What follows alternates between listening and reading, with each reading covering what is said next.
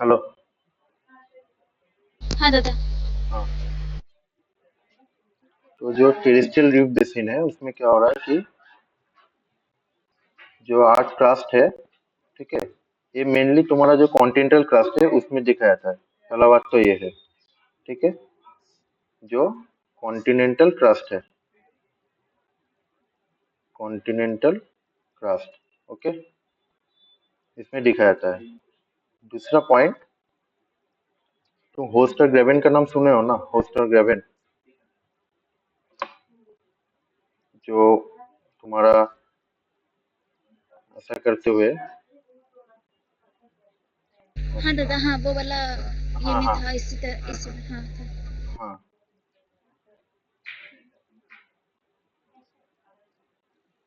मतलब इधर ये वाला ऐसा एक नॉर्मल फॉल दिखा जाता है, ठीक है। नॉर्मल फॉल हाँ पता है दादा, ना। हाँ। हम्म, हाँ दादा, पता है। हाँ, तो ये वाला ऐसे ऊपर जा रहा है, ये वाला नीचे जा रहा है, ठीक है। तो इधर क्या हाँ दिखा दादा। जाता है, हाफ ग्रेवेन, हाफ ग्रेवेन, मतलब तुम्हारा ये जो पूरा स्ट्रक्चर है ना, ये जो पूरा स्ट्रक्चर है,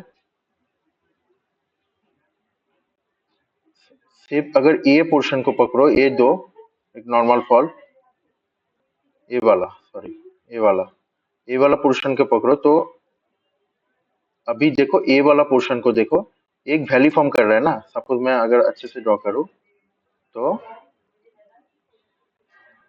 ऐसा, ऐसा, अरे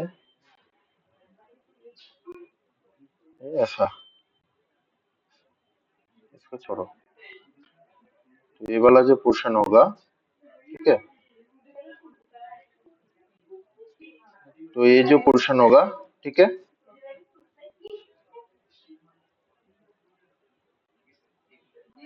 ये, तो ये क्या बोला जा रहा है कि जो एक जो वैली वैली क्रिएट होगा, ठीक है, इसकी दोनों तरफ तुम्हारा एक, तुम्हारा जो नॉर्मल फॉल रहेगा, ठीक है गाइस, रास्ते, जो एक वैली रहेगा, तो उधर तुम्हारा दोनों दोनों साइड में एक नॉर्मल फॉल रहेगा, ठीक है। तो हाँ दादा। नॉर्मल, हाँ, तो नॉर्मल फॉल की वजह से जो ए वाला वैली, इसको ए जो पूरा पोर्शन है, इसको हम लोग बोलेंगे हाफ ग्रेवेन, ठीक है। और ये अगर पूरा सीक्वेंस कंप्लीट होता ना, तब उसको हम लोग होस्ट एंड ग्रेवेन बोलते हैं। ये वाला पोर्शन तुम्हारा होस्ट है, ये वाला पोर्शन होस्ट, और ये वाला तुम्हारा ग्रेवेन, ठीक है। हाँ ये दादा। वाला है ग्रेवेन, ठीक है। ये वाला होस्ट है और ये वाला ग्रेवेन है। हम्म, तो ये, हाँ दादा। मतलब इसको हम लोग वैली, जो ग्रेवेन है ना, उसको हम लोग वैली की तरफ पकड़ रहे हैं, मतलब वैली मतलब बेसिन, और दोनों तरफ तुम्हारा दो नॉर्मल फॉल रहेगा, ठीक है। हाँ दादा। मैं रिकॉर्डिंग स्टार्ट किया था ना। हाँ। हम्म, तो इधर इधर भी तुम्हारा सेम मैकेनिकल स्ट्रेचिंग की वजह से, बट कॉन्टिनेंटल क्रस्ट में, ठीक है। कॉन्टिनेंटल क्रस्ट में जो डाइवर्जेंट मार्जिन, मतलब दो कॉन्टिनेंटल प्लेट अगर, ठीक है, दो कॉन्टिनेंटल प्लेट अगर डाइवर्ज हो रहा है, तब उधर ये वाला हाफ ग्रेवेन तुमको मिलेगा। दो कॉन्टिनेंटल प्लेट, कॉन्टिनेंटल प्लेट, इसमें अगर डाइवर्जेंसी देखा, तब तुमको हाफ ग्रेवेन मिलेगा, ठीक है, क्लियर। हाँ दादा।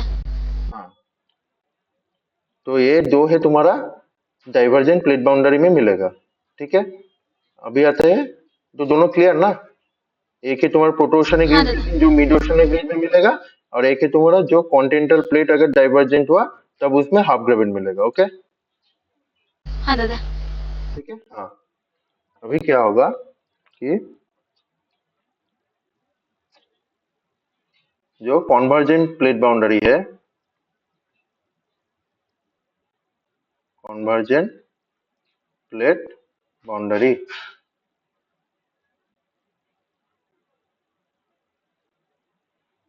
कॉन्वर्जेंट प्लेट बाउंड्री, तो इधर क्या हो रहा था कि जो लोडिंग वाला पोर्शन था ना, टेक्टोनिक लोडिंग वाला, वो वाला इधर हाँ एक्ट दादा। होगा।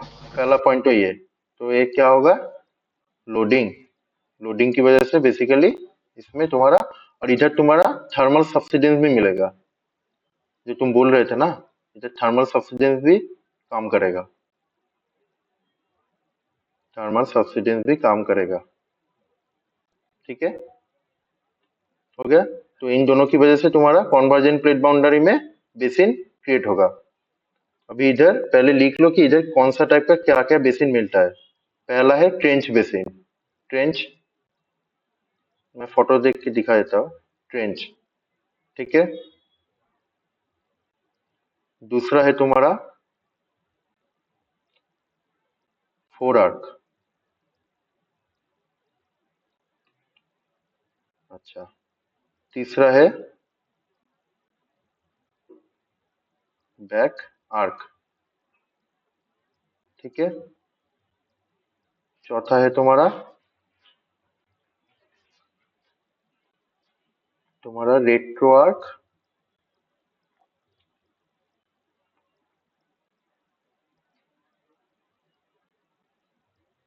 Holland basin. ठीक है,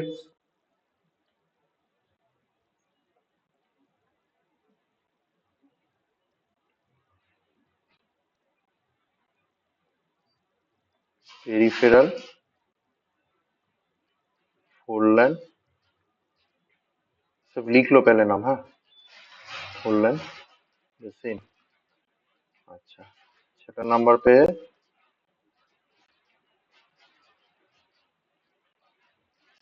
piggy back basin.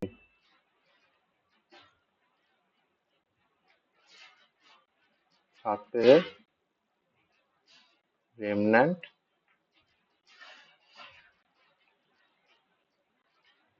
Ocean basin. अच्छा, अब सब लिख लिया। हाँ दादा। ठीक है, तो अभी मैं फोटो दिखाता हूँ। अच्छा, इधर देखो, इधर तुम्हारा सबडक्शन हो रहा है। ठीक है, ये वाला सबडक्ट हो रहा है। ठीक है, हाँ दादा। हाँ, इधर सबडक्ट होने के बाद ये वाला ट्रेंच फॉर्म होगा, ये जो हाँ ट्रेंच। दादा। ठीक है, ये ट्रेंच के बाद ही थोड़ा सा जगह जुड़ के इधर, अगर ट्रेंच देखा है तो ट्रेंच की दोनों तरफ ऐसा थोड़ा वैली रहेगा। ठीक है, दादा। तो इसको हम लोग बोलेंगे ट्रेंच बेसिन। ठीक है, सपोज ये वाला पार्ट को पकड़ो, ये वाला तो एक वैली क्रिएट कर रहा है ना, हाँ दादा। तो इसको हम लोग बोलेंगे ट्रेंच बेसिन। ठीक है, अभी धीरे धीरे आ हाँ जाओ, दादा। तुम्हारा ये हो गया तुम्हारा वॉल्केनिक आर्क। ठीक है, इधर जो प्लेट इधर नीचे जा रहा है, ये मेल्टिंग होके इधर से आ रहा है। ठीक है, तो इधर तुम्हारा बना हाँ रहा है दादा। वॉल्केनिक आर्क, ये वाला वॉल्केनिक आर्क। ओके, तो वॉल्केनिक वॉल्केनिक आर्क और ट्रेंच के बीच में ये तो वॉल्केनिक का ऊंचा वाला पोर्शन है। ठीक है, और ये भी तुम्हारा हाँ दादा। हाई एलिवेशन की जगह है, ये भी हाई एलिवेशन है, ये भी हाई एलिवेशन है, तो इन दोनों के बीच ये हाई एलिवेशन, ये भी तुम्हारा हाई एलिवेशन, इन दोनों के बीच एक डिप्रेशन लो एलिवेशन का जगह मिलेगा, जो ये वाला हाँ पोर्शन हो दादा। गया, ये वाला, ऐसा करते हुए, तो इसको हम लोग बोलेंगे क्या, फोर आर्क बेसिन। जो तुम्हारा मैग्मेटिक आर्क के सामने रहेगा उसको हम लोग बोलेंगे फोर आर्क बेसिन। ठीक है, क्लियर। हाँ दादा। हाँ। और ये पीछे वाला पोर्शन को, मतलब इधर भी तुम्हारा बेसिन रहेगा ना, हाई एलिवेशन की एक तरफ बेसिन रहेगा, दूसरी तरफ भी तो बेसिन ही रहेगा।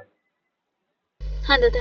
ऐसा एक पहाड़ हुआ, तो ये भी एक वैली बनाएगा, इधर भी एक वैली बनाएगा, तो जो सबडक्शन सबडक्शन प्लेट की तरफ होगा उसको फोर आर्क बेसिन, और ये जो सबडक्शन से दूर होगा, सबडक्शन मतलब कन्वर्जेंट प्लेट बाउंड्री से जो दूर में रहेगा उसको बैक आर्क बेसिन।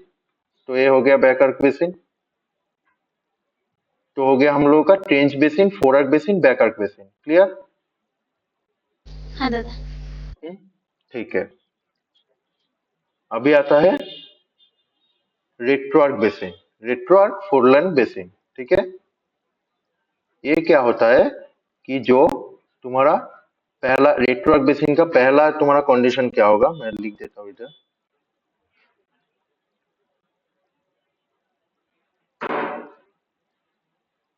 रेट्रोआर्क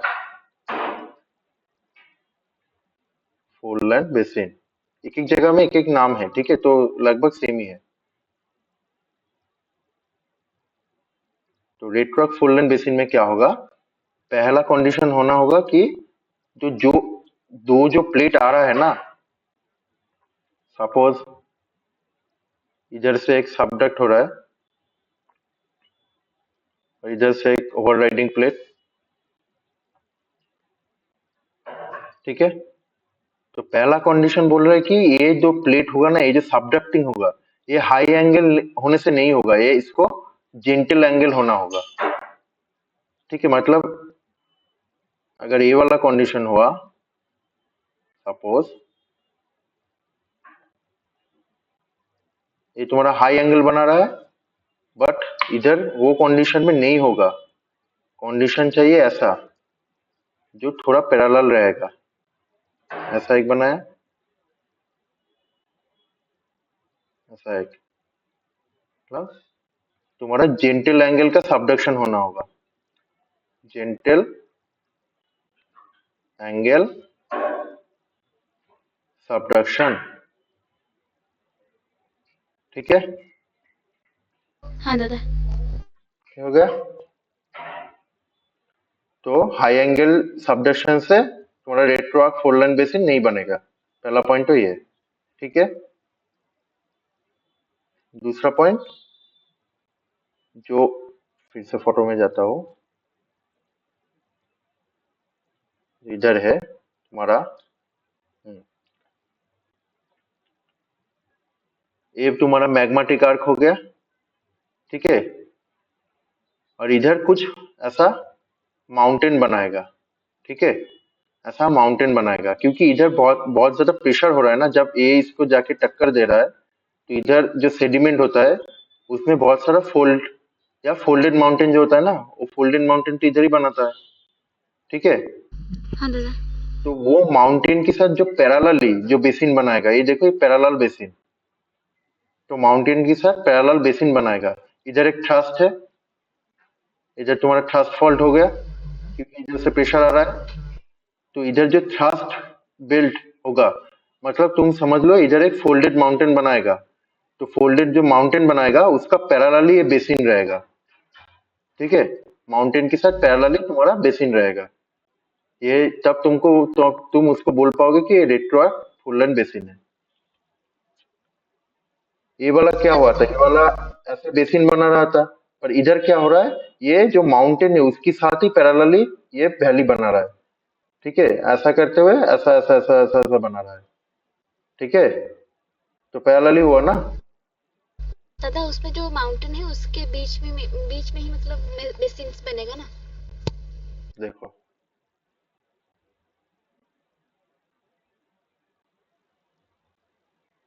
इधर जो माउंटेन है, सपोज इधर ऐसा करके फोल्डेड माउंटेन बना रहा है, और जब कॉन्वर्जेंट बाउंड्री होता है ना, इधर बहुत सारा थ्रस्ट फॉल्ट मिलता है, ठीक है।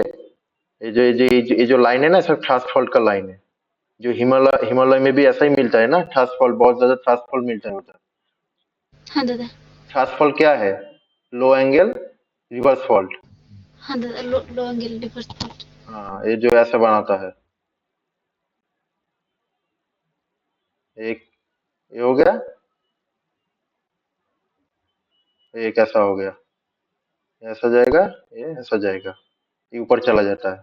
नॉर्मल फॉल्ट में उल्टा होता है ना, ये तुम्हारा जो हैंगिंग वॉल है वो नीचे आता है, पर रिवर्स फॉल्ट में क्या होता है, हैंगिंग वॉल ऊपर चला जाता है ना।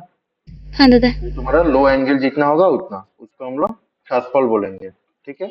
एक पॉइंट, अभी हाँ थ्रस्ट दादा। फॉल्ट की पैरेलली थ्रस्ट जो ये जो थ्रस्ट माउंटेन है, ये थ्रस्ट माउंटेन की पैरेलली ये तुम्हारा बेसिन बनेगा, ये वाला पोर्शन जो है ना, ये वाला जो मैं रेड कलर कर रहा हूँ, इसको हम लोग बोलेंगे रेट्रोआर्क फोरलाइन बेसिन, ठीक है। हाँ दादा। क्लियर ना हाँ दादा, समझ आया। बात। तो ये होगा रेट्रोआर्क फोरलाइन बेसिन। अभी ये देखो, इधर भी देखो, इधर देखो, तुम्हारा ये जो माउंटेन बन रहा है, इसकी पैरेलल तुम्हारा रेड क्रॉस फोल्डन बेसिन बन रहा है, ये वाला, रेड वाला, ठीक है, रेड वाला जो ड्रॉ किया अभी, दूसरी कलर से दिखाता हूँ। ये क्या हो गया, ये तुम्हारा ओवरराइडिंग प्लेट, ठीक है। अभी जो हाँ दादा। सबडक्टिंग प्लेट में इधर अगर माउंटेन बना होगा, तो सबडक्टिंग प्लेट में भी ऐसा एक वैली बनेगा पैरेलल, ठीक हाँ दादा। सिमिलर तुम्हारा रेड क्रॉस फोल्डन की तरह है। पर ये क्या हो रहा है, ये सबडक्टिंग प्लेट के ऊपर है, ये ओवरराइडिंग प्लेट के ऊपर था, ये सबडक्टिंग प्लेट के ऊपर है, ये जो ब्लू वाला, तो इसको हम लोग बोलेंगे पेरिफेरल फोल्डन बेसिन। क्लियर? हाँ दादा।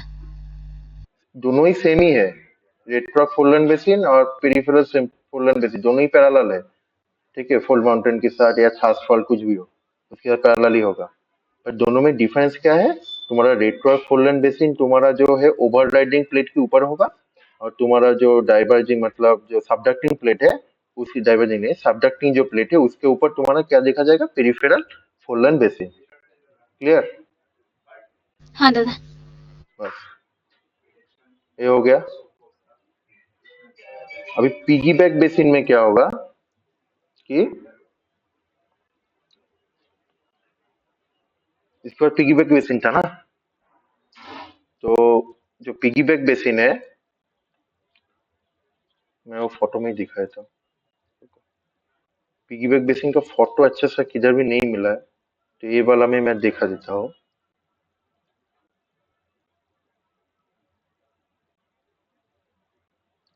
देखो, फोटो को थोड़ा बड़ा करते हैं।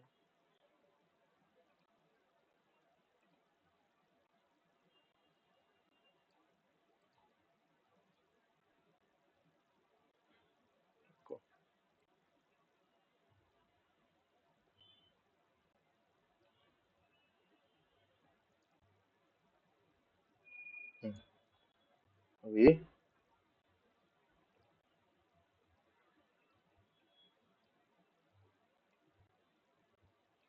हम्म, अभी ये वाला पोर्शन को देखो, सिर्फ सिर्फ ये वाला पोर्शन, मैं ये वाला पोर्शन, ठीक है।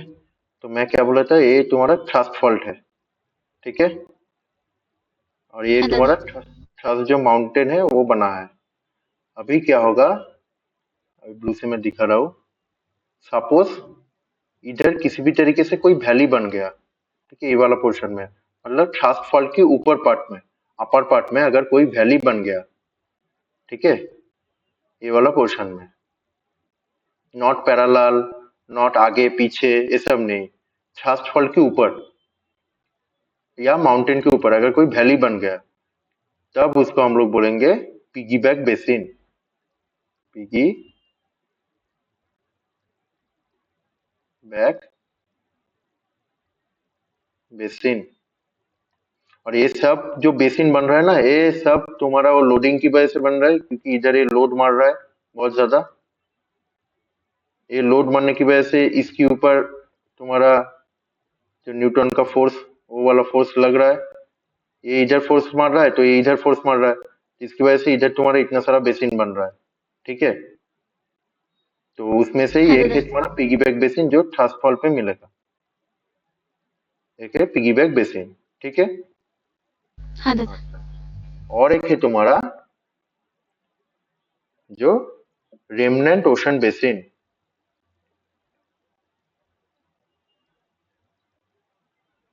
रेमनेंट ओशन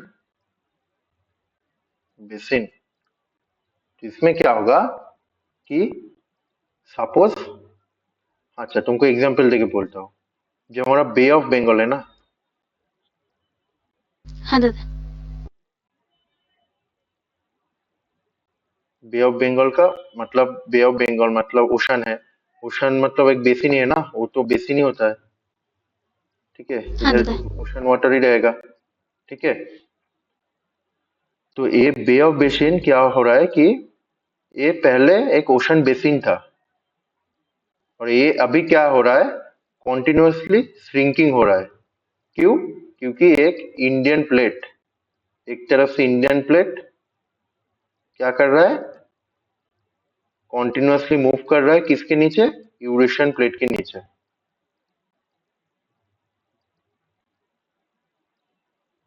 तो ये जो पहले बेसिन था वो बेसिन अभी और भी छोटा होता जा रहा है, ठीक है। इसलिए इसको रेमनेंट, मतलब जो पहला वाला बेसिन था वो धीरे धीरे छोटा हो रहा है, इसलिए रेमनेंट वाला टर्म यूज किया जा रहा है। मतलब ये पहले ही बेसिन बना था पर अभी धीरे धीरे धीरे धीरे धीरे वो श्रिंक होता जा रहा है। क्यों? क्योंकि इंडियन प्लेट कॉन्टिन्यूअसली मूव कर रहा है किसकी तरफ, यूरेशियन प्लेट की तरफ। अभी इधर एक प्लेट है, इधर भी एक प्लेट है, और ये वाला अगर ओशन है, ये धीरे धीरे श्रिंक होता जाएगा ना, हाँ धीरे धीरे दादा। छोटा होता जाएगा ना। तो इसलिए पहला बहुत बड़ा बेसिन था, अभी वो बेसिन छोटा होते होते, अभी भी बेसिन ही है पर कॉन्टिन्यूअसली छोटा होता जा रहा है, तो इसलिए उसको हम लोग रेमनेंट ओशन बेसिन बोलेंगे। तो पहले वो बहुत बड़ा बेसिन था, अभी धीरे धीरे छोटा होता जा रहा है, ठीक है, इसलिए इसको रेमनेंट ओशन बेसिन बोल रहे हैं। तो ये सब है तुम्हारा कॉन्वर्जेंट प्लेट बाउंड्री में क्या क्या टाइप ऑफ बेसिन मिलता है। इतना तक क्लियर? हाँ दादा। अच्छा, अभी तुम्हारा आएगा जो थर्मल सब्सिडेंस वाला, अभी आएगा इंट्रा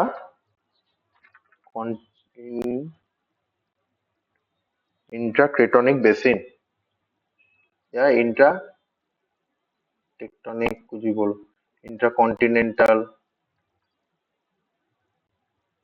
या क्रस्टल, और क्रस्टल या क्रेटोनिक, मतलब क्रेटोन के अंदर जो होता है बेसिन, ठीक है। या इंट्राप्लेट, बहुत सारा नाम होता है, इंट्राप्लेट, ठीक है। मतलब प्लेट जो होता है, ये क्या हो रहा था, प्लेट मार्जिन में हो रहा था अभी तक जो मैं दिखाया, प्लेट मार्जिन, ठीक है, प्लेट हाँ दादा। मार्जिन में हो रहा था। अभी क्या होगा, मैं प्लेट के अंदर कैसे बेसिन बनता है, प्लेट के अंदर, एक प्लेट है, सपोज एक प्लेट है, तो इसके अंदर कैसे तुम्हारा बेसिन बनेगा, ठीक है। इधर तुम्हारा, अभी देखो इधर, इधर तुम्हारा एक हो सकता है सेडिमेंट लोड की वजह से भी हो सकता है बेसिन बन सकता है ना, हाँ दादा। सेडिमेंट लोड की वजह से। पर मेजर कारण होता है तुम्हारा थर्मल सब्सिडेंस, ठीक है। क्योंकि इधर मैकेनिकल स्ट्रेचिंग ज्यादा नहीं होगा, क्योंकि इधर तो क्रेटन जो होता है ना, क्रेटन क्या होता है, सबसे stable part of the earth होता है ना। हाँ दादा। स्टेबल पार्ट ये तो पता है, जो क्रेटन होता है, क्रेटन क्या है, तुम्हारा जो हाँ दादा, स्टेबल वो part step. Of the earth है। हाँ दादा, उसमें कोई भी टेक्टोनिक एक्टिविटी नहीं होता है। एक्टिविटी नहीं होता है, तो उधर तुम्हारा मैकेनिकल स्ट्रेचिंग होने का कोई चांस नहीं है, या हाँ दादा। टेक्टोनिक लोडिंग भी होने का कोई चांस नहीं है। पर नहीं उधर दादा। तुम्हारा हो सकता है, क्या हो सकता है, थर्मल सब्सिडेंस, क्योंकि इंट्रूजन। उधर इंट्रूशन हो ही सकता है। हाँ दादा। अच्छा, एक क्लियर कॉन्सेप्ट कि थर्मल सब्सिडेंस, और सेडिमेंट लोड भी हो सकता है, सेडिमेंट जमा होते होते उधर लोड बना रहा है, उधर बेसिन बना रहा है, वो भी हो सकता है, पर वो ज्यादा मतलब एक्चुअल प्रोसेस नहीं होता है। मेन जो प्रोसेस होता है तुम्हारा, वो है तुम्हारा thermal subsidence, thermal subsidence,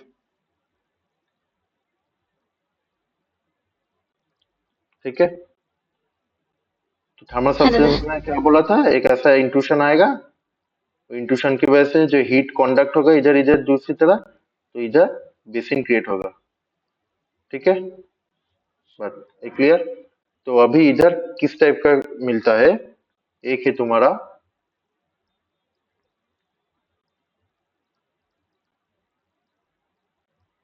intra क्रेटोनिक basin,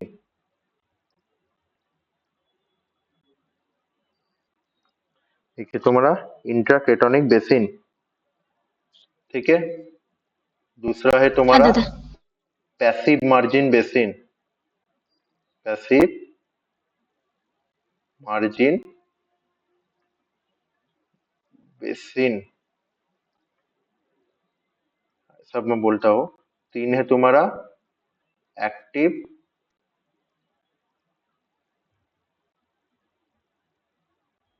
basin. 4 number है तुम्हारा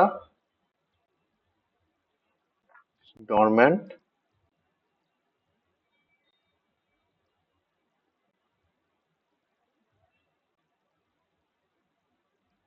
बेसिन। अच्छा, इंटरकेटोनिक वाला ये, ठीक है, जो थर्मल सब्सिडेंस की वजह से बन रहा है। क्लियर? जो इंटरकेटोनिक है, हाँ दादा। वो सबसे स्टेबल पार्ट होता है क्रेटॉन, और क्रेटॉन में अगर स्टेबल पार्ट हो तो बेसिन कैसे बनेगा? थर्मल सब्सिडेंस की वजह से। ओके, ठीक है। हाँ दादा। अभी पैसिव मार्जिन बेसिन कैसे बनेगा? पैसिव मार्जिन पहले बताओ क्या है? एक्टिव मार्जिन और पैसिव मार्जिन क्या है? दादा एक्टिव मार्जिन में मार्जिन मतलब उसका कॉन्टिनेंटल का जो मार्जिन है वो चेंज होता होगा, और पेसी में चेंज मतलब नहीं होता होगा।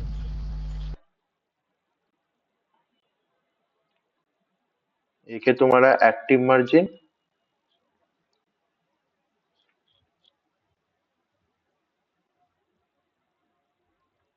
एक है तुम्हारा पैसिव मार्जिन।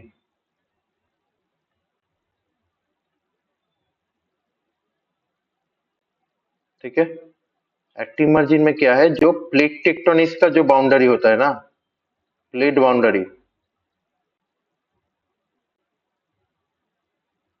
तीन टाइप ऑफ जो प्लेट बाउंड्री है, वो है तुम्हारा एक्टिव मार्जिन। ठीक है। दादा ट्रांसफॉर्म में भी तो मतलब वहां पर तो कुछ होता नहीं, तो वो वाला भी एक्टिव होगा क्या? हाँ, वो तो कॉन्टिन्यू मूव हो रहा है ना, मूवमेंट हो रहा है कॉन्टिन्यूअसली प्लेट का। हाँ दादा। पर पैसिव मार्जिन क्या होता है?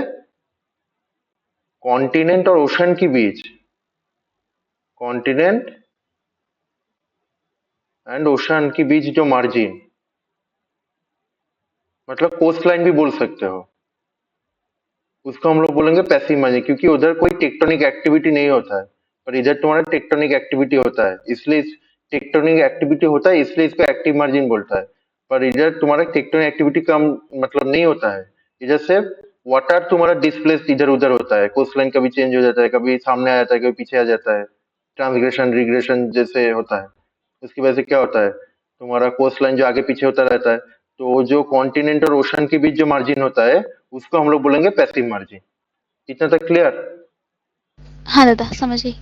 हाँ, तो अभी पैसिव मार्जिन बेसिन क्या है कि जो कॉन्टिनेंट ऐसे land mass, suppose land mass है ये, ठीक है, ये लैंड मास है। अभी क्या होगा, वो धीरे धीरे धीरे जब ओशन में जाएगा, वो ऐसे ऐसे नीचे जाएगा ना, हाँ दादा। ऐसे ऐसे नीचे आएगा, तो ये भी तो एक बेसिन ही होगा। हाँ दादा। हाँ, तो रैपिड तुम्हारा स्लोप चेंज होगा, इधर से तुम्हारा स्लोप चेंज होता रहेगा, होता जाएगा, तो उसकी वजह से ये बेसिन क्रिएट होगा, तो उसको हम लोग बोलेंगे passive margin basin. Passive margin क्यों? क्योंकि ये जो बेसिन कहाँ पे बन रहा है? Between the transition between the तुम्हारा एक लैंड मास और एक तुम्हारा ओशन। इधर तुम्हारा ओशन है, कोस्टल लाइन पे। हाँ कोस्टल लाइन, कोस्टल। ये जो हाँ ये दादा। जो कोस्टल लाइन है, हाँ ठीक है। दादा। तो इधर से रैपिड तुम्हारा स्लोप चेंज हो रहा है। मतलब कोस्टल लाइन तुम इसको भी पकड़ सकते हो, मतलब कोस्ट लाइन तो तुम्हारा लैंड सरफेस के ऊपर ही आ जाता है लगभग, तो कोस्टल लाइन इस हाँ तरफ, दादा। क्योंकि वो कॉन्टिन्यूसली चेंज होता है ना, कभी इधर कभी उधर। पर ये क्या हो रहा है, ये तुम्हारा transition line between the land mass and the ocean. ठीक है, तो ये हाँ तुम्हारा दादा। पैसिव मार्जिन, ये वाला पोर्शन है पैसिव मार्जिन, और इधर से तुम्हारा बेसिन स्टार्ट होता है, एक तरफ लैंड मास एक तरफ ओशन। Okay, clear? हाँ दादा। अच्छा, अभी देखो, दो में जो टर्म लिखा था इधर, मत ये करना, ये पैसिव मार्जिन बेसिन है, पर ये क्या है? Active basin, not active margin basin. Active margin basin क्या होगा? तुम्हारा जो वो जो प्लेट कन्वर्जन, बाउंड्री। हाँ conversion plate boundary, diversion plate boundary, इसके वजह से जो बेसिन बनेगा उसको हम लोग एक्टिव मार्जिन बेसिन बोलेंगे। और ये पैसिव मार्जिन बेसिन, ये तुम्हारा केटोन के अंदर ये पैसिव मार्जिन बेसिन बन रहा है, क्योंकि उधर टेक्टोनिक एक्टिविटी की वजह से क्या बेसिन बन रहा है? नहीं बन रहा है, सिर्फ स्लोप हाँ चेंज दादा। होने की वजह से बन रहा है। इस लोग केटोन के अंदर ये पैसिव मार्जिन बेसिन मिलेगा। क्लियर? पर हाँ एक ही दादा। होता है एक्टिव बेसिन। एक्टिव बेसिन में क्या हो रहा है कि तुम्हारा बेसिन जो होता है, ठीक है। सपोज एक बेसिन है, एक बेसिन पहले से प्रेजेंट है, उसका अगर वॉल्यूम डिक्रीज या इंक्रीज हुआ, वॉल्यूम डिक्रीज और इंक्रीज, वॉल्यूम डिक्रीज और इंक्रीज हो रहा है, मतलब वो एक्टिव है अभी भी, उसका प्रोसेस जो है बेसिन फॉर्मेशन का जो प्रोसेस है वो अभी भी एक्टिव है। तो उस एक्टिवनेस की वजह से उसको हम लोग बोल रहे हैं एक्टिव बेसिन, मतलब उसका फॉर्मेशन अभी भी जारी है। वो डिक्रीज, आइदर डिक्रीज भी हो सकता है और इंक्रीज भी हो सकता है, वॉल्यूम आइदर डिक्रीज और इंक्रीज। सपोज मान लो तुम्हारा दो ओशन पकड़ लो, मैं क्या बोला, पैसिव मार्जिन बेसिन, तो ओशन बेसिन जो होगा वो पैसिव मार्जिन बेसिन में आ जाएगा, पहला पॉइंट। ठीक है। हाँ दादा। तो मैं दो ओशन पकड़ रहा हूँ, एक है तुम्हारा Atlantic ocean basin,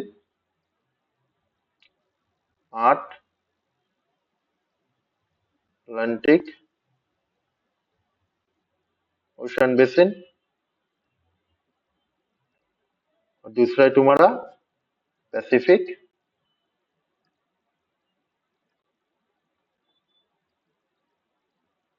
ocean basin. अच्छा, अभी इधर प्लेट टेक्टोनिक्स का इनडायरेक्ट इफेक्ट आ रहा है, ठीक है। क्यों क्यों आ रहा है? क्योंकि अटलांटिक ओशन बेसिन में क्या हो रहा है, उधर तुम्हारा मिड ओशनिक रीज है, तो मैकेनिकल एक्सटेंशन हो रहा है, कनेक्ट कर पा रहे हो ना, अटलांटिक जो मिड हाँ ओशनिक दादा। रीज, हाँ तो दादा। उधर एक्सटेंशन हो रहा है। अभी एक्सटेंशन होने से क्या होगा, बेसिन कॉन्टिन्यूअसली स्ट्रेच होता जाएगा, पहले ऐसा था, फिर और स्ट्रेच होगा, तो अभी ऐसा बन जाएगा, फिर और स्ट्रेच होगा, तो ऐसा बन जाएगा, ठीक है। हाँ तो दादा। कॉन्टिन्यूअसली वॉल्यूम क्या हो रहा है, इंक्रीज हो रहा है हाँ कॉन्टिन्यूअसली, दादा। मतलब बट तुम्हारा प्लेट टेक्टोनिक्स का डायरेक्ट इफेक्ट नहीं है, इनडायरेक्ट इफेक्ट है, कि उधर तुम्हारा मिड ओशन रीच का प्रेजेंस है, इसलिए तुम्हारा कॉन्टिन्यूअसली अभी भी वॉल्यूम चेंज होता जा रहा है। प्लेट टेक्टोनिक्स की वजह से डायरेक्टली ये बेसिन नहीं फॉर्म हो रहा है, बेसिन पहले से ही फॉर्म्ड है, पर उधर क्या, पैसिव जो पैसिव मार्जिन बेसिन है पहले से ही है, पर उसको इफेक्ट कर रहा है, कौन इफेक्टेड कर रहा है, तुम्हारा जो मिड ओशनिक रीज है। तो ये क्या हो रहा है, वॉल्यूम कॉन्टिन्यूअसली इंक्रीज हो रहा है, तो इसलिए इसको एक्टिव मार्जिन नहीं, एक्टिव बेसिन बोला जा रहा है। क्लियर? पैसिफिक ओशन का क्या होगा, इधर सबडक्शन जोन है, हाँ दादा। पैसिफिक ओशन में सबडक्शन है, सबडक्शन होता है, ठीक है। इसलिए वो हाँ रिंग दादा। रिंग मिलता है ना, वो वॉल्केनिक हाँ, का रिंग रिंग ऑफ मिलता है फायर। पूरा, रिंग ऑफ फायर रिंग मिलेगा। Of fire. हाँ, तो हाँ उधर दादा। सबडक्शन, अभी सबडक्शन होगा, जितना तुम्हारा क्या बोलते हैं कॉम्प्रेशन होगा, बेसिन सिंक करता जाएगा, पहले ऐसा था, फिर उसको तुम ऐसा किया तो ऐसा हो गया, फिर ऐसा हो गया। सपोज पहले ऐसा था, अभी तुम दोनों तरफ से कॉम्प्रेशन दिया, मतलब सबडक्शन में क्या होता है, कॉम्प्रेशन होता है ना, दोनों तरफ आ रहा हाँ है दादा। प्लेट, तो अभी ये ऐसा हो गया, और कॉम्प्रेशन दिया तो ऐसा हो गया, मतलब ये कॉन्टिन्यूअसली इसका वॉल्यूम डिक्रीज हो रहा है, तो ये भी तुम्हारा अभी भी बेसिन फॉर्मेशन चालू है, तो इसको हम लोग इसलिए एक्टिव बेसिन बोलते हैं। क्लियर ना, पैसिव मार्जिन बेसिन और एक्टिव बेसिन में डिफरेंस। हाँ दादा। एक है तुम्हारा एक्टिव मार्जिन बेसिन जो तुम्हारा प्लेट टेक्टोनिक बाउंड्री में मिलता है, दूसरा है पैसिव मार्जिन बेसिन जो ओशन और लैंडमास दोनों के बीच मिलता है, और तीसरा है तुम्हारा एक्टिव बेसिन, एक्टिव बेसिन है तुम्हारा जो अभी भी फॉर्मेशन उसका चालू है, आइदर वॉल्यूम डिक्रीज हो रहा है और इंक्रीज। क्लियर? हाँ दादा। बस। और एक है तुम्हारा dormant ocean basin, dormant, dormant क्या मतलब, मर गया है, मर गया मतलब इसका फॉर्मेशन जो है formation is paused, not stopped, ठीक है, पॉज्ड। वो कभी भी प्लेट टेक्टोनिक्स की वजह से भी चालू हो सकता है फिर से, तो ये पॉज्ड फॉर्मेशन जो है हाँ दादा। अभी तक अभी बंद है, ठीक है, तो इसको हम लोग इसलिए डोरमेंट टर्म यूज कर रहा है। क्लियर ना? हाँ दादा। मैं लास्ट में सबका एग्जाम्पल थोड़ा थोड़ा बोल दूंगा, ठीक है। अच्छा, ये हो गया तुम्हारा जो इंटरटेक्टोनिक बेसिन है, उसके अंदर में क्या क्या है वो सब बोल दिया। इंटरप्लेट बेस इंटर मतलब प्लेट के अंदर जो बेसिन बनता है वो कैसे कैसे बनता है बोल दिया मैंने। अभी क्या आएगा तुम्हारा जो ट्रांसफॉर्म फॉल्ट, तो इम्पोर्टेंट नहीं है। ट्रांसफॉर्म फॉल्ट में कैसा देखने को मिलेगा, एक ही इम्पोर्टेंट यहाँ नाम याद रखना, वो है पुल पुल अपर बेसिन। ठीक है, हाँ दादा। ये वाला फोटो को देखो, सिर्फ ये वाला पोर्शन को ध्यान दो। इसको पहले इधर खींच लो, ठीक है, और इसको इधर खींच लो। अभी क्या हो रहा है, जब दोनों एक के ऊपर एक आ रहा है मतलब ओवरलैपिंग हो रहा है, मतलब पजल की तरह, ठीक है। जब पूरा सेट हो रहा है, ये वाला पोर्शन सेट हो रहा है, ये वाला, ये वाला, ठीक है, ये वाला पोर्शन सेट हो रहा है, तो ओवर दोनों दो तुम्हारा strike slip strike slip fault जब ओवरलैपिंग करता है, मतलब एक के ऊपर दूसरा आ जाता है या साइड बाय साइड आ जाता है, तब दोनों के बीच क्या होता है, एक रेक्टेंगुलर बेसिन बनता है। रेक्टेंगुलर या स्क्वायर भी बोल सकते हो, रेक्टेंगुलर में बेसिकली शेप्ड बेसिन बनेगा। जो ये, इसको हम लोग बोलेंगे पूल पूल अपार्ट बेसिन। तो दो स्ट्राइक स्लिप फॉल्ट जब एक दूसरे के ऊपर ओवरलैपिंग होगा, ठीक है, साइड बाय साइड मूवमेंट की वजह से, तब अगर रेक्टेंगुलर शेप का बेसिन बनाया, तब उसको हम लोग बोलेंगे पुल अपार्ट बेसिन। बस, और कुछ नहीं जानना है, ठीक है। हाँ दादा। ट्रांसफॉर्म फॉल्ट में पुल अपार्ट बेसिन मिलता है। अच्छा, लास्ट वाला में अभी ये हाइब्रिड टाइप ऑफ सेटिंग्स है। हाइब्रिड मतलब इधर तुम्हारा convergent plate boundary, divergent plate boundary, सब कुछ मिल सकता है। बेसिस इन हाइब्रिड सेटिंग्स,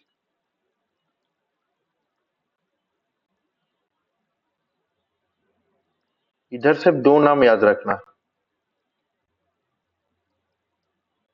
ऑलाकोजेन बहुत इंपॉर्टेंट है, ठीक है। दूसरा है तुम्हारा इम्पैक्टोजेन, कभी भी दे सकता है ये वाला क्वेश्चन, ठीक है। ऑलाकोजेन एंड हाँ दादा। इम्पैक्टोजेन, ठीक है। अभी पहले हाँ मैं दादा। बोलता हूँ ऑलाकोजेन क्या है, ठीक है, इसका डिफिनेशन भी याद रखना। ऑलाकोजेन पहला है तुम्हारा, इधर क्या होता है कि थ्री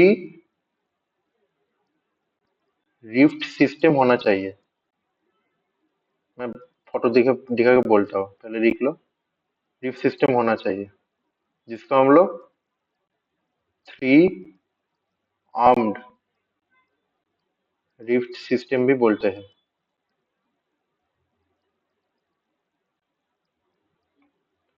उसमें से, तीनों में से दो रिफ्ट सिस्टम, रिफ्ट कहाँ बनता है, जो मिड ओशन रिज है उधर बनता है रिफ्ट, हाँ दादा। ठीक है। पहले तो रिफ्ट बनता है फिर रिज बनता है। जो मिड ओशन रिज है उधर पहला तुम्हारा रिफ्ट बनता है, फिर वो धीरे धीरे धीरे धीरे रिज बनाता है, जब फर्दर तुम्हारा एक्सटेंशन होता है। तो दो रिफ्ट क्या होता है, वो न्यू ओशन बेसिन बनाता है, मतलब जो अपना काम है वो करता है, मतलब एक्टिव है, ठीक है। तो पहला है थ्री रिफ्ट सिस्टम और थ्री आर्म रिफ्ट सिस्टम में ये तुम्हारा ओलाकोजन मिलता है। अभी तीन में से दो रिफ्ट सिस्टम तुम्हारा नया ओशन बेसिन बनाता है, मतलब वो जो जो मिड ओशनिक रिज रहेगा वो एक्टिव रहेगा, जो अपना ओरिजिनल काम करेगा। ठीक है, जो रीफ सिस्टम क्या करता है, नया ओशनिक क्रस्ट बनाएगा, ठीक ना। हाँ दादा। पर तीसरा जो रहेगा वन रीफ सिस्टम, क्या होगा, उसमें क्रैक्स और फॉल्स जनरेट होगा, क्रैक्स और फॉल्स जनरेट होगा, जनरेट होगा। तो ये तुम्हारा फेल कर जाएगा न्यू ओशन बेसिन बनाने में, failed to create new ocean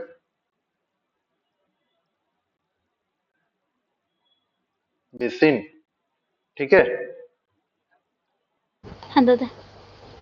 तो ये जो लास्ट वाला है, इसमें तुम्हारा बेसिन फॉर्म होगा, इसमें तुम्हारा जो है, जो फेल्ड है ओलाकोजेन बेसिन बनाएगा। ठीक है, मैं फोटो दिखाता हूँ तो समझ में आएगा। ये देखो, ये वाला, ये देखो, ये तुम्हारा एक रिफ्ट है, ये एक रिफ्ट है, और ये एक रिफ्ट है। पहला बात तो ये, तो तीन रिफ्ट सिस्टम। ये क्या है, इसको क्या बोलते हैं, ये वाला पॉइंट को, जहाँ पे तुम्हारा तीन मिड ओशन रिज मीट हो रहा है, ट्रिपल जंक्शन, नाम सुने हो ना। हाँ दादा। हाँ सॉरी। हाँ, भूल गए थे, हाँ। तो ये ट्रिपल जंक्शन, तो इधर एक रिज है, ए रिफ्ट है, इधर एक रिफ्ट, इधर एक रिफ्ट। क्लियर। हाँ दादा। नंबर वन, नंबर टू, अरे नंबर थ्री। अभी नंबर वन और नंबर टू में क्या हो रहा है, ए इसमें देखो, ए ओशनिक क्रस्ट बना रहा है, इधर भी तुम्हारा स्प्रेडिंग हो रहा है, सी फ्लो स्प्रेडिंग। तो ये दोनों अपना काम कर रहा है, जिससे रिफ्ट बनाया था। तो इधर क्या हो रहा है, ओशन बेसिन बन रहा है। तो ये तुम्हारा एक्टिव है। पर ये वाला में देखो, इधर फॉल्ट जनरेट हुआ है। ठीक है, फॉल्ट जनरेट हुआ है। ठीक है ना, ये देखो हाँ फॉल्ट दादा। जनरेट हो रहा है। तो ये वाला, इसमें क्या होगा, ओशन बेसिन क्रिएट नहीं होगा, ओशन बेसिन नया क्रिएट नहीं होगा, टेक्टोनिज्म की वजह से। इसलिए देखो लिखा है फेल्ड रिफ्ट। ठीक है, इधर अब जो बेसिन क्रिएट होगा फॉल्ट जनरेट होने की वजह से, ठीक है, उसको हम लोग बोलेंगे ओलाकोजेन। इसको हम लोग क्या बोलेंगे, ये वाला बेसिन को, ये वाला बेसिन को क्या नाम देंगे, और ये वाला को क्या नाम देंगे, प्रोटोशनिक रिफ्ट बेसिन पढ़ा है ना। हाँ दादा, मिड ओसेनिक रिज वो हाँ, वाला। तो डाइवर्जेंट प्लेट बाउंड्री में, तो ये दोनों होगा प्रोटोशनिक रिफ्ट बेसिन। और ये वाला तुम्हारा होगा, ये तुमको ये भी बोल सकते हो जी, क्योंकि इधर ग्रेबन है, तो इसको जो पहला वाला था टेरेस्ट्रियल रिफ्ट वैली बेसिन, ये भी बोल सकते हो। ठीक है, हाँ दादा। पर इधर क्या हो रहा है, इधर पूरा अलग सा तुम्हारा एक बेसिन बना रहा है ड्यू टू फॉल्टिंग। ठीक है, तो इधर तुम्हारा ओशन बेसिन नहीं बन रहा है, तो इसलिए इसका नाम दिया जा रहा है ओलाकोजेन। क्लियर, ओलाकोजेन। हाँ दादा। हम्म, तो ऐसा छोटे छोटे पॉइंट से याद रखना कि पहला तो तुम्हारा ट्रिपल जंक्शन होना चाहिए, मतलब थ्री रिफ्ट सिस्टम होना चाहिए।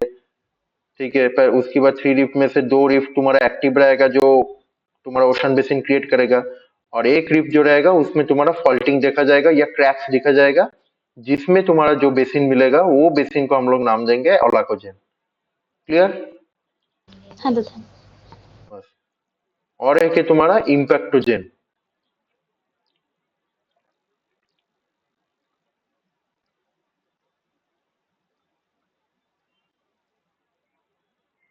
इम्पैक्टोजेन, ठीक है। इम्पैक्टोजेन में क्या हो रहा है, मान लो सपोज अचानक से कोई टेक्टोनिक एक्टिविटी की वजह से कोई फोल्डेड माउंटेन माउंटेन ये हुआ, क्रिएट हुआ। ठीक है, जो माउंटेन ना, वो जो फोल्डिंग होता है ना, जो फोल्ड माउंट होता है, सपोज मान लो हाँ दादा। इधर तुम्हारा जो, हाँ तुम जो पहाड़ जो देखते हो, कोई माउंटेन देखते हो, पहाड़ देखते हो, हिल देखते हो, सपोज हिल को पकड़ो, हिल, ठीक है, ठीक है। अचानक से किसी भी तरीके से कॉम्प्रेशन आया प्लेट के अंदर, और प्लेट में तुम्हारा ऐसा माउंटेन क्रिएट किया, या हिल क्रिएट किया। अभी वो अचानक से वो हिल क्रिएट होने से इधर एक वैली बनाएगा ना, ये वाला हाँ पोर्शन दादा। में, उसको हम लोग नाम देंगे इम्पैक्टोजेन, क्योंकि रैपिड इम्पैक्ट की वजह से वो बना रहा है इम्पैक्टोजेन। इम्पैक्टोजेन और एक चीज से भी बन सकता है क्या, तुमको आइडिया है कैसे बन सकता है और एक किसी की इम्पैक्ट की वजह से?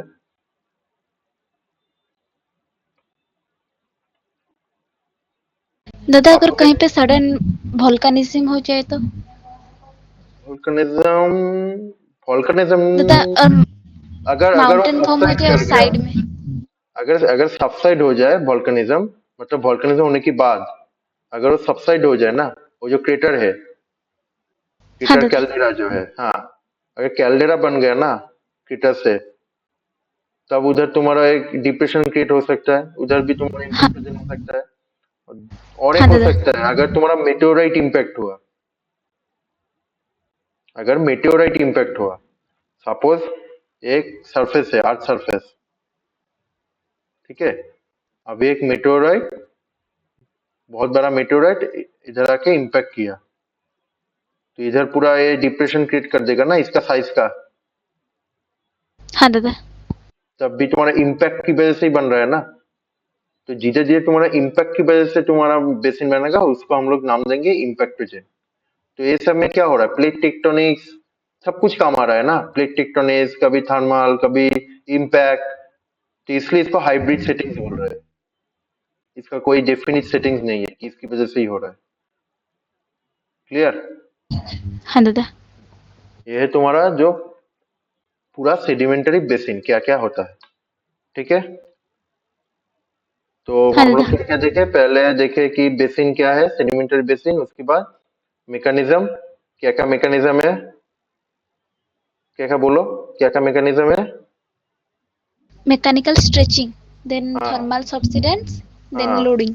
या देन तुम्हारा कौन सा प्लेट टेक्टोनिक सेटिंग्स में कौन सा बेसिन मिलता है। तो पहला क्या था, डाइवर्जेंट प्लेट बाउंड्री, तो उसमें क्या था, उसमें था जो पहला प्रोटो ओशियानिक रिफ्ट, बेसिन, फिर, देन टेरेस्ट्रियल रिफ्ट वैली। हाँ, ये हो गया डाइवर्जन का। अच्छा, फिर आ गया कन्वर्जेंट बाउंड्री, कन्वर्जेंट में क्या मिला? वो trench basin, fore arc basin, back hmm, arc basin, hmm, retro arc foreland basin, hmm, peripheral foreland basin, piggy peripheral, back. Peripheral, peripheral, हाँ, peripheral foreland basin, then hmm, piggy basin, sorry हाँ, piggyback basin, piggyback basin, and हाँ, remnant ocean हाँ, basin. Ocean basin, ठीक है, ये हो गया हाँ दादा। Convergent plate boundary. फिर आया तुम्हारा ट्रांसफॉर्म में क्या होता है, पुल अपार्ट बेसिन, ट्रांसफॉर्म फॉल्ट। अच्छा, उससे पहले था हाँ दादा। तुम्हारे इंट्रा प्लेट में, प्लेट के अंदर क्या क्या था?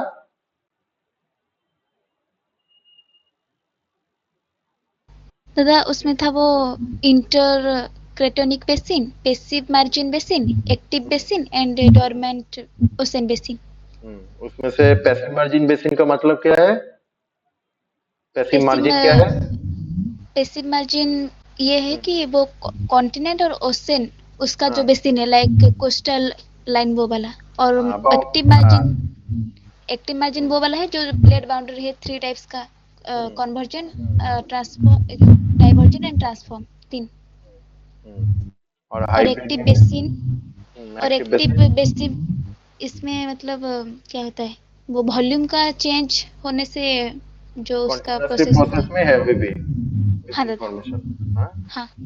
और तुम्हारा डोरमेंट है जो अभी बंद हो गया है, और लास्ट में आया तुम्हारा इम्पैक्टोजन एंड ओलाकोजन जो कि हाइब्रिड सेटिंग में मिलता है, ठीक है। हाँ दादा। ये तुम्हारा हाँ। पूरा सेडिमेंटरी बेसिन। अभी मैं कुछ कुछ एग्जाम्पल लिख के देता हूँ, वो लिख लो, ठीक है, मैं नोट करके रखा हूँ। हाँ दादा। पहला है तुम्हारा,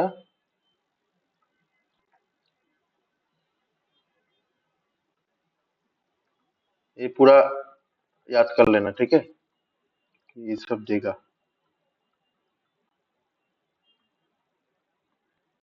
टेरेस्ट्रियल रूट वैल्यू बेसिन, इसका एग्जांपल है तुम्हारा